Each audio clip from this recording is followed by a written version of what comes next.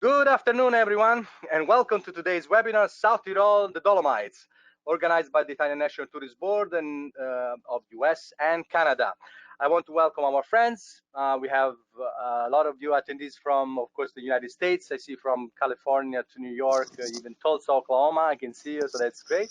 Also, of course, we have a lot of friends from Canada. Welcome, and Mexico, and even Puerto Rico. So thank you very much for coming. This is really exciting. So before we get started, I want to give you a few items. I want to go over a few items so you can be able to enjoy and be fully engaged with the presentation.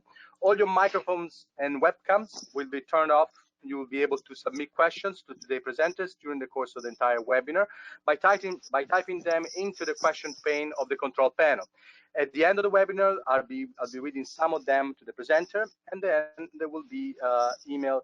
You will be receiving the answer later on by the organizers themselves by email. Finally, since we will be showing the videos, I have a recommendation. Please select from the control panel on the top right corner of your screen the icon that says view full screen, because that will allow you to expand the video during the presentation. That also is needed because once the video will turn on, some of the icons will be shrink down. So again, in order to be able to see a full screen, you'll need to do that. Now, having said that, I'm very excited to introduce to you Claudia Rier. She's the Sales and Representative Partnership Manager for, of course, the South Tyrol Tourism Board. And she's calling, of course, from the South Tyrol itself. She will tell you all about it. So I'm very excited. Thank you very much. Claudia, please take it away. We're excited to hear from you. Hello, everybody. Benvenuti, grüß Gott, benjadus. I'm Claudia Rier from Tourism Board South Tyrol, Dolomites, and I'm happy to tell you something about our region. But let's start. First of all, I want to show you with a short video. Thank you.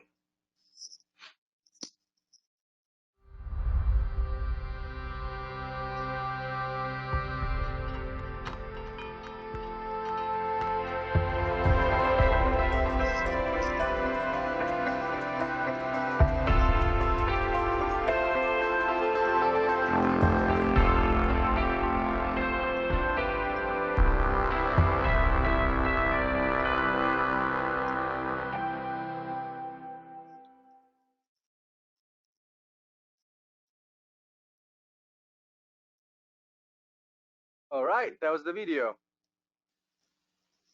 Okay. Perfect, awesome, thank you. So let's start the presentation. Of course, we are excited to hear all about it. Great. So now now you saw some impressions about our beautiful region, and now I tell you a little bit more. Okay. How do you fly into our area? Okay, on the next slide I will show you. Here you can see a little bit better Europe with Italy. And on the next slide, okay, here you can see it a little bit better. So we are the very north region of Italy. So right on the border to Austria and Switzerland. We are the dark green region you saw now on the slide. How do you get South Tyrol? So the three closest international airports are in the north, Munich, and in the south, Milan and Venice. From those three international airports, you reach our region in about 3 to 4 hours. Then are two smaller and closer airports in the north, Innsbruck in Austria, and in the south, Verona near Lake Garda. And from those two airports, you arrive in around 1 hour our region. Okay. This is the view from the top. So these are the Dolomites. It's 80% of our region is mountainous. Okay. And now I will tell you a little bit more. So we call ourselves South Tyrol, the other side of Italy. Why? I tell you now. We have to go a little bit back in history. Okay. We were always part of Austria till World War #1. So it's now 100 years ago that we came to Italy. So it was that time when we came to Italy was not that nice. It was under Mussolini, the Italianization. But thanks to our politician, we've got now an autonomous province. That means that we were, as we were always part of Austria, we speak German, of course, but also Italian and Latin too. So we live now in peace with these three languages and three character. Okay. Then here you see the difference of the languages. So you see the brand Südtirol, it's the German word, then South Tyrol, the English international word, and then Alto Adige, the Italian word. I know it's a little bit complicated, but this is part of our history. So we have to speak about these three different languages, but it's all means the same. It means South Tyrol. Okay. In total, we are 512,000 people in South Tyrol. Okay, and we have these three languages. So 70% of our inhabitants are mother tongue German, 25% mother tongue Italian, and 5% mother tongue Latin. It means that they are all official languages, German, Italian, and Latin. And also our documents are in bilingual, German and Italian, and in these two valleys, Val Gardena and Alta Badia Valley, we have this third language, the Latin language. Okay. Here you can see a street sign on the Passo Gardena. It's on the border from the Valle Gardena and Alta Badia. And the first line, Jef de Freya, is the Latin word. Then Grödnerjoch is the German word. And Passo Gardena, it's the Italian word. Okay. So one thing I want to ask you, Claudia. Sorry, yes. sorry for interrupting. I want to ask you one thing. Sorry if I interrupt, because I wanted to ask you when we do rehearsal. One thing I want to ask you, is it just the fact that there are three languages, or also there are three different, almost, cultures attached to it? In other words, people that are grown up with it. Yeah, so I want to, because I think it would be interesting to tell our attendees. Yes, now I want to tell you, we have everywhere, like in this picture, you can see it, everywhere you can feel the different culture or the difference of the culture. So like you see the two old men on this slide, the man with a blue apron, it's a typical South Tyrolean farmer, and he is reading, maybe you, Francesco, you can see it, La Gazzetta dello Sport. It's the Italian newspaper, sport newspaper. Yes. So he's drinking a glass of wine with his friend, and you can see it already from his suit. It's an Italian guy. So exactly. you can see this, and they are friends, of course. And also on the Önothek, it's on the border you see the name written. Önothek means the German word of Enoteca, and Enoteca is the Italian word. Perfect. Okay, go ahead. As I told you, yeah, everywhere you can feel the Alpine and Mediterranean culture, the perfect melting pot between both cultures. And yeah, we are happy and very proud to be Italian, but also to have this influence of this Austrian and very traditional culture as well. Okay, let's go further.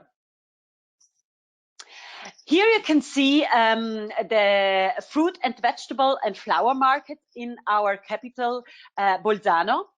Bolzano has 100,000 inhabitants, and it's a very, let's say, Mediterranean city. Okay. Here you can see Bolzano as well, surrounded by vineyards. So a little bit you can see it like it's that Bolzano is situated like in a bowl. So it means that Bolzano and I told you before, we are very north, or we are the most northern province of Italy. Bolzano could be the hottest city of Italy, hotter than Rome, hotter than Naples, because of this bowl area. And of course, in winter, Bolzano can be the coldest city. Okay. This is the view. This is not a shot of Photoshop, by the way. This is the view from the plaza in the center of Bolzano. When you take a nice aperitivo, the snow-covered mountains, the snow-covered Dolomites, and the palm trees in front of you. So yes, you have this contrast between the Mediterranean landscape and the Alpine peaks. Incredible. Okay. Palm trees on a mountain. That's yes. great. That's great. Go ahead. And the lake. So of course we have a lot of lakes, mostly mountain lakes in the Dolomites, in the mountains. But this lake, this is the Lake Caltrasé. This is south of Bolzano, so let's say in the more Mediterranean area. And this in summer is the warmest bathing lake in Europe. Okay. And here you can see it from a little bit further, and it's surrounded by vineyards. And the vineyards, here are a lot of wineries, and there you can take also a wine safari with a sommelier, with a wine guide that takes you from one winery to the next, tasting wine. You can do it by foot, you can do it by car, of course also by bike or by e-bike. Of course, always tasting and not drinking. Okay. Castles.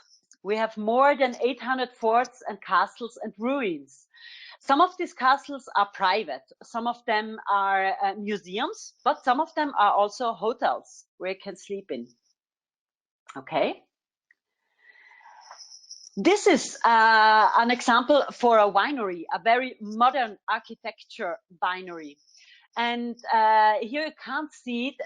Behind this modern architecture is still the historical part of this winery. And this is an old winery, yes. And yeah, thanks to the nature, this winery was inspired by the vineyards. Oh wow! Okay. What's the name of it? Just so that this is Termeno, Cantina Termeno. Cantina Termeno, awesome. Termeno, yes, it's also in the south, next to the Lake Caldaro. Okay. Then, yeah, we produce wine, as you saw of this lot of wineries, and we can say, and we are very proud of it, that we produce the best white wines of Italy. And also other wineries and wine sommeliers and wine knower of Italy, they say, okay, yes, you're right, in South Tyrol you have the best white wines thanks to our climate.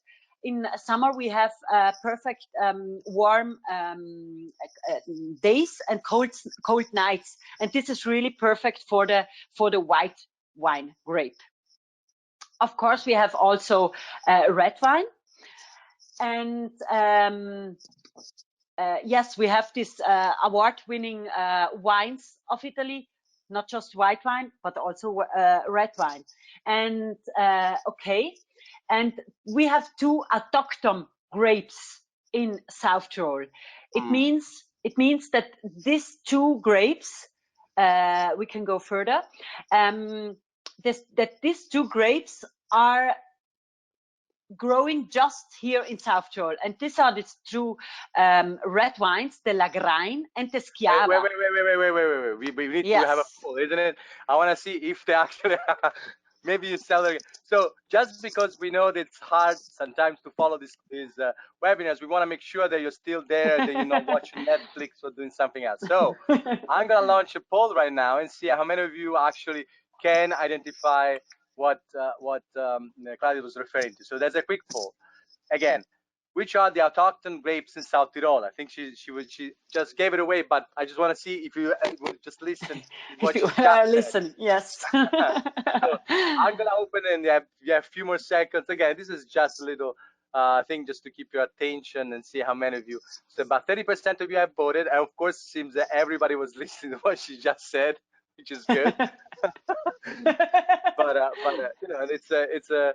I have to say, I don't drink alcohol, but you know, I come from Tuscany, so people, especially in the United States, feel that Oh, Tuscany is a big producer of wine. But I have to say, for what I heard, and a lot of people that know about wine, the small production of Trentino, which unfortunately identify the wines as being also very expensive, just because you have such a small production, but the quality, it's absolutely incredible, because you have this sort of perfect combination of soil, the exposure to the sun, and the type of sort of grape that are grown there, that really makes this really unique, very, very high quality wine. So I would say, for all the wine lover out there, just also consider that this could be a very interesting place to visit, just because of that, you know, just to have this incredible experience with the backdrop of the Alps. Let me see. yes. All right. Okay. I'll give you a few more seconds.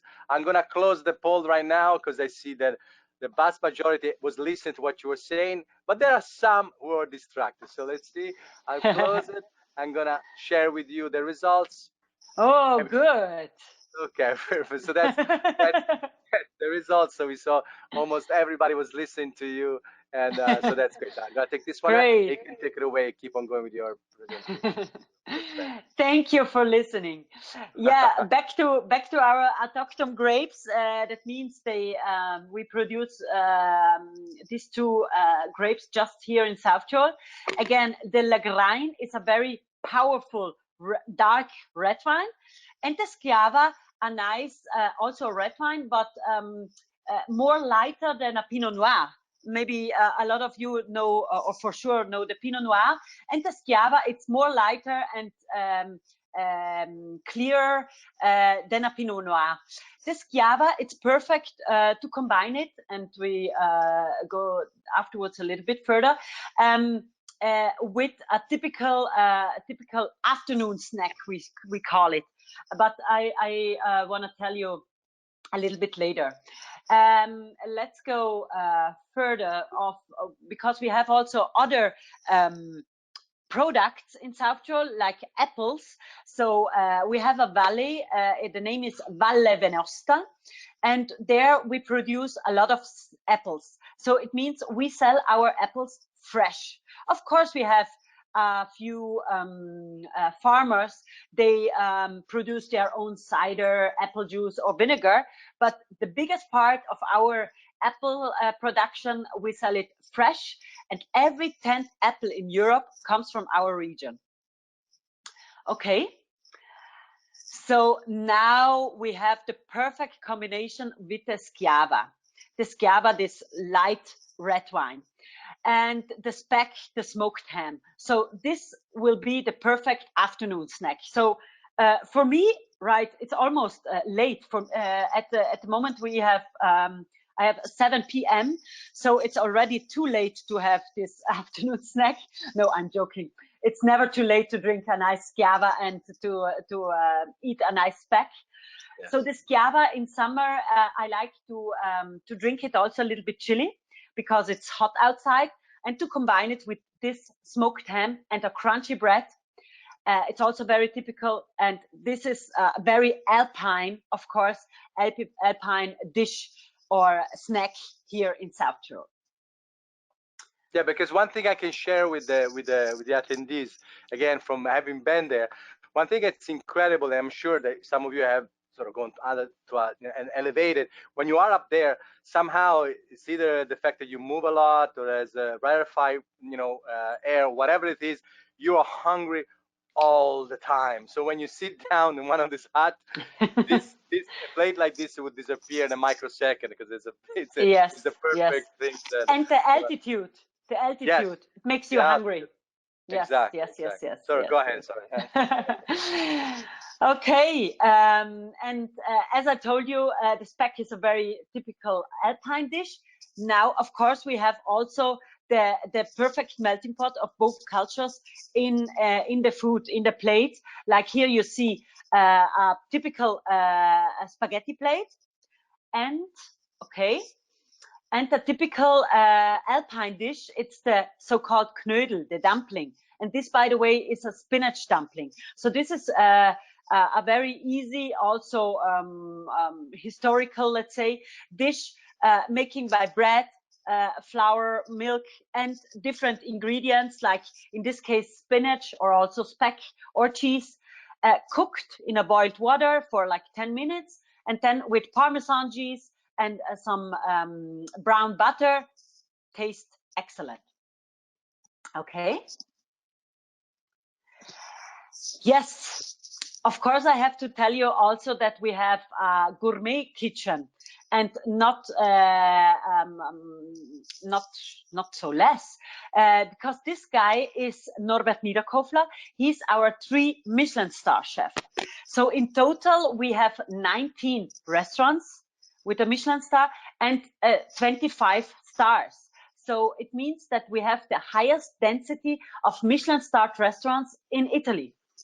And thanks to this Michelin star chefs and these restaurants, all of our quality in the different restaurants, even a simple pizzeria or a nice bistro or a mountain hut up in the mountains, the quality is very, very high. And this guy, he's the chef of the Sant Hubertus restaurant in the Rosalpina, Hotel Rosalpina. Maybe a few of you know this hotel. It's in the valley Alta Badia. And yes, and they have this nice kitchen. Yeah, yesterday you said something that was, I think, was very meaningful. To jump from 2-star to 3-star, you said he committed and abandoned the more traditional, let's say, foie gras, sort of French, almost. Yeah. This is actually connected to the. Just say something about it, because I think it's very meaningful. Of course, and this is so nice to hear about this guy, about Norbert Niederkofler, because he started 30 years ago to cook in this restaurant Sant Hubertus. And in the when he started with the old owner of the Hotel Rosalpina, they had a simple pizzeria, and he was the chef there. And then they started to get a nice restaurant, and then slowly, 30 years long, they get a gourmet kitchen, and then he's got the first Michelin star, and then the second. And his kitchen was a simply, let's say, or a typical Michelin star kitchen, like you've got everywhere in the world, like with tuna steaks and with foie gras and with different seafood and mussels and whatever.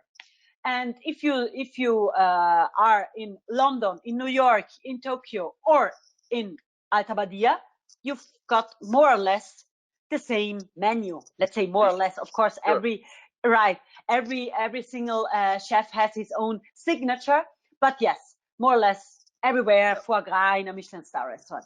And then he changed 7 years ago completely his kitchen concept.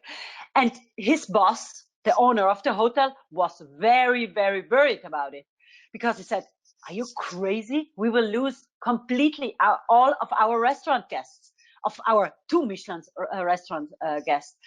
And he said, no. Norbert Niederkofler said, "No, believe me, I have a new concept. The name is Cook the Mountains.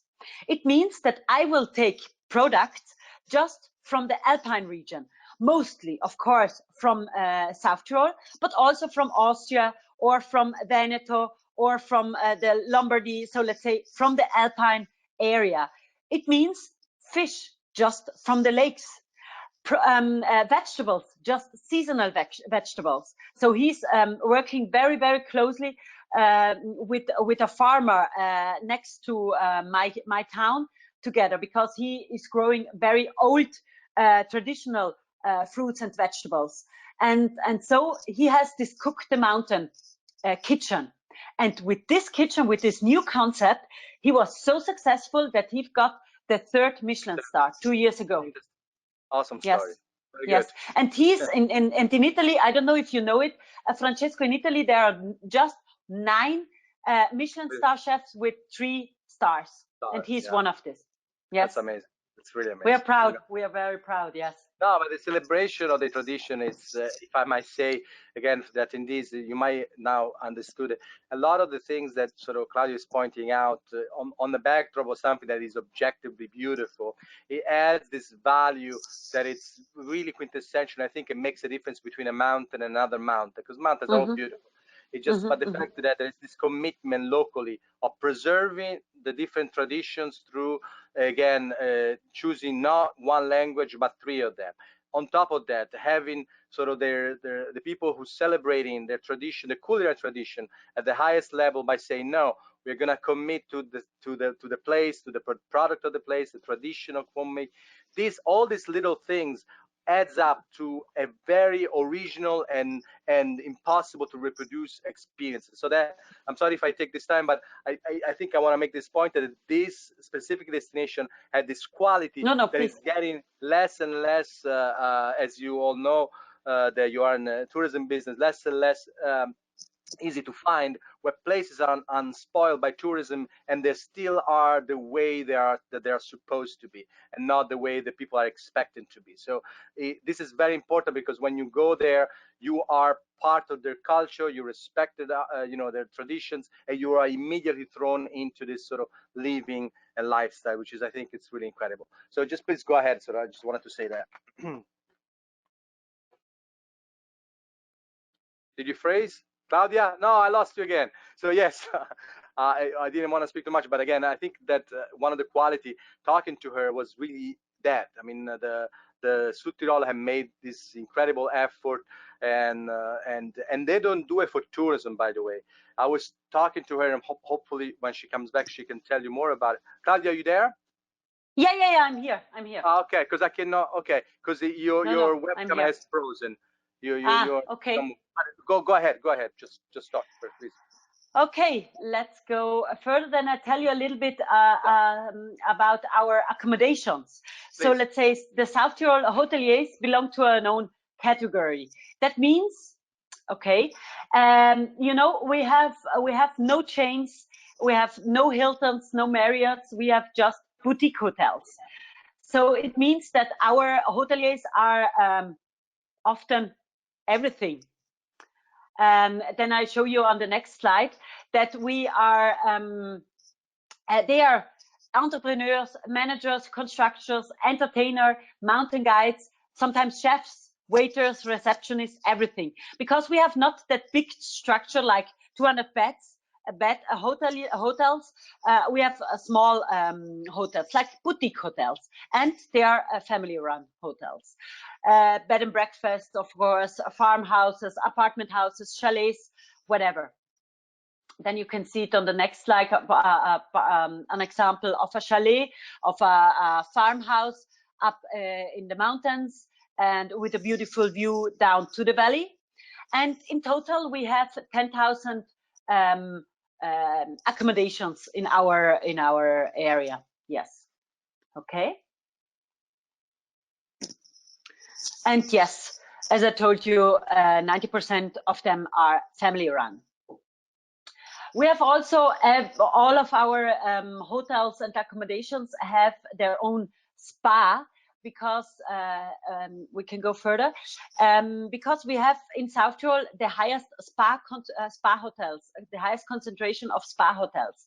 So sauna, swimming pool, and relaxing treatments is it's very traditional in our area. That means especially the treatments with local products. Like I told you yesterday when I showed you the grass already up on the alpine meadow. Maybe some of you heard about the hay bath, about this special treatment. The hay bath, it means that the hay was cut, or the grass we will cut up on 2,000 high meters, because there is very thin and with a lot of herbs inside and flowers, so it's not sticky. Then it will then it gets dried, so it will be a hay bath, hay, and then you are covered in a towel, and the hay will get heated, and you lie in there 20 minutes, 30 minutes, and it's very good for your body, especially for your back and for rheumatism. It's coming from the past when the farmers was cutting the grass. They was very hard workers up in the mountains, and they was lying in a barn in hay, and it was good also for their back. And so now it's a nice treatment and a really healthy treatment for your clients. All right. Okay. And yes, the spa treatments in a unique landscape, of course, different massages with special oils from the local trees in South Tyrol. Good. Okay. And yes, we are very proud to say we have 300 days of sunshine. I want to show you, I want to tell you why. So we are very north of Italy. So we are the most northern province of Italy. And on the border to Austria, there are the Alps. We are on the south side of the Alps. So in winter, the bad weather, or let's say the storm, stops at the Alps. So of course, in winter, the Austria has more snow, sometimes more snow that we have, but we are lucky to have more sunshine. And because when we've got a bad weather, it comes from the south. So always when it comes bad weather from the north, we have the Austria side of the Alps has bad weather, and we have the nice weather. And we can really say that we have 300 days of sunshine. Yes. And okay. And that means also to get that we can enjoy our beautiful outdoor scenery like the Dolomites, the UNESCO World Heritage. So it was declared to UNESCO World Heritage in 2009. Okay. And here you can see on the next slide the three peaks, the Tre Cime. 250 million years ago, you have to imagine all of this, all the Dolomites were under sea. And the sea formed the mountains like they are now. So they were born as a coral reefs. And nowadays, okay, the Dolomites are a huge playground of different sports. Of course, hiking, walking, via ferrata. I don't know if you heard about the via ferrata. Via ferrata, it's a type of climbing, but a very secure climbing to reach the peak. It also comes from the World War I. When the soldiers were in the Dolomites and they had to go from one mountain to the next, they built this fixed iron ropes on the mountains to go from one to the next mountain. And still we have these ropes, of course, not from the First World War, but we have new ones. But this is an attraction not just for our guests, but also for us as locals to reach the mountain without being a hard climber. Of course. So you have your harness on it, the carabiner, and then you go from one point to the next. It's like climbing a very, very, very, very tall ladder. Right. But I always suggest even hiking, walking, but especially via ferrata, to take also a mountain guide with you always, because the mountain guide know the weather conditions. And because, like I told you, yesterday we had beautiful sunshine, and today we have now it's raining like and we have a thunderstorm. And so in the mountains, the weather can change very, very quickly. And the mountain guide knows the area very well, knows every single stone for on the path. And of course, a mountain guide, a local mountain guide, can tell you a lot of stories, a lot of legends from the Dolomites. Perfect. Okay. Oh. Do you know it, Francesco? No, I don't. No, and I'm learning to I'm learning right now. This is quite exquisite. Please just tell us where it is, how to get there. So this is also not a Photoshop. This is a really beautiful picture of the speechless mountain lake Lago di Braias. And this is in the heart of the Dolomites, right in the back. You see a Dolomite mountain. And yes, this is a very famous mountain lake. Of course, when it's very hot in summer, you can swim in there also. But if not, you can rent a boat, like you see here, this old traditional wooden boats, and yeah, go around with the boat in the lake. Awesome. Go ahead. Okay. Of course, you can enjoy the hairpin roads on the mountain passes on your road bike. If you are a tough road biker or biker, yes. Here you can see a lot of turns, and this is maybe some of you heard about it, the Stelvio, the Passo Stelvio. It's a very famous pass for road bikers. So every tough road biker for sure wants to ride this turns once in a life. Yes. Yeah. Okay. Mountain bike. Yeah. Mountain bike, e-biking, especially e-biking. It's very new or a very modern sport in the last years. So, and it's very easy to go up in the mountains with energy, not just the muscles. No, I remember the first time I saw them, and they're very powerful there, by the way. These are basically some of the, correct me if I'm wrong, the one that you found on the mountain is basically the evolved and the more like sort of comprehensive e-bike than the one that we find in the city. But I remember I was walking, I shortened her breath, and I see this guy that honestly probably was 350 pounds.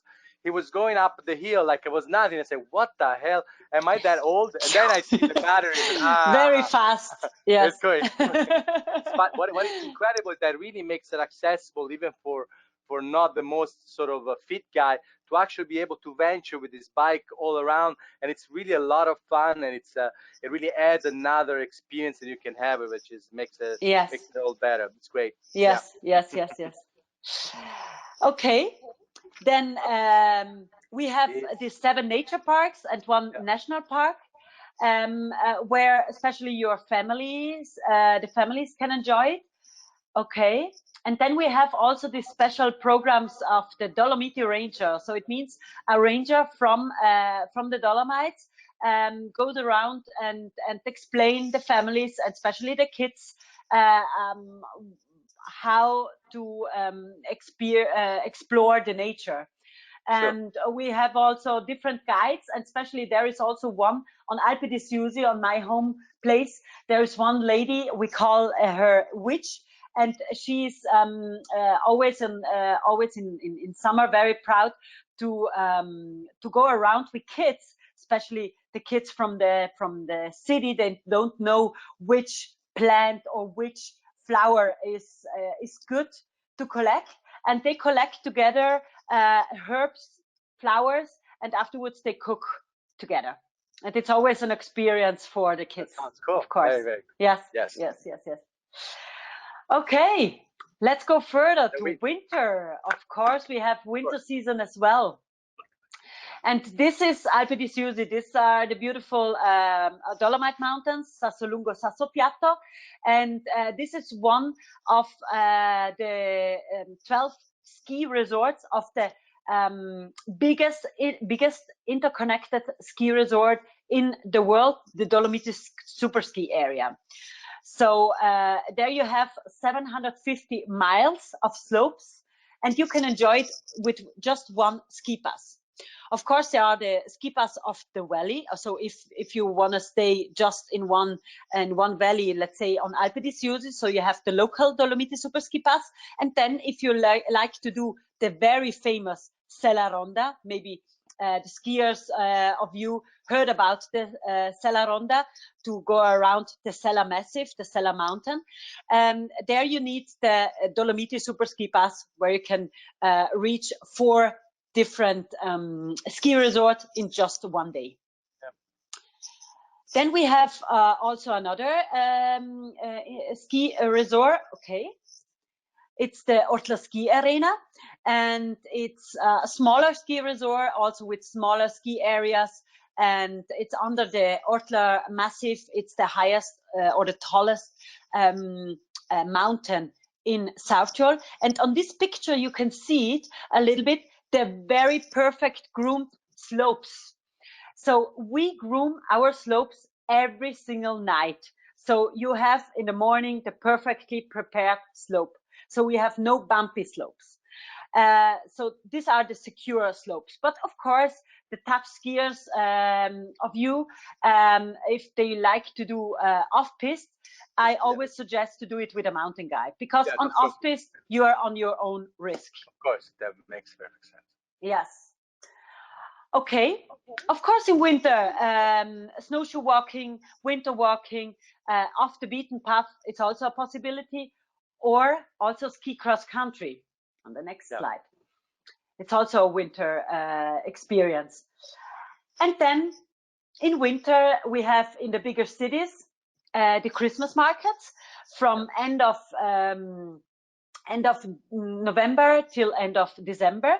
And in the smaller villages and smaller towns, also the local Christmas markets in the weekends. Okay. And the last slide, I want to show you the so-called Enrosadira. Okay, you can go further. It means the sunset in Latin. Oh, so when the light on the mountains turn into this red, pink light. So this nature attraction, let's say, you can see it just in the Dolomites, because the Dolomites are white usually, like we call it also pale mountains.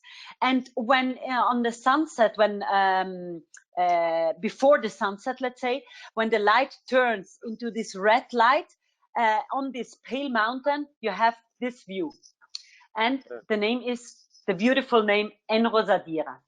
Perfect. And then I will tell you also a little bit of my profession.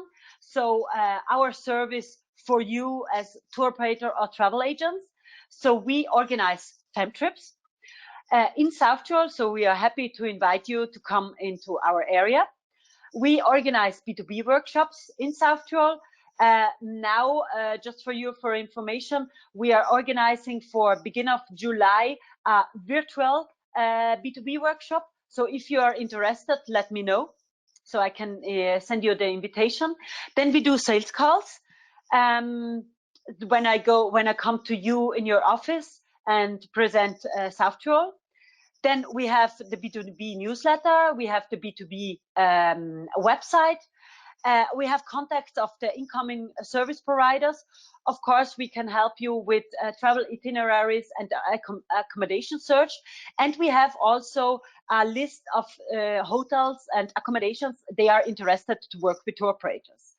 And of course, on our B2B website, we have the image database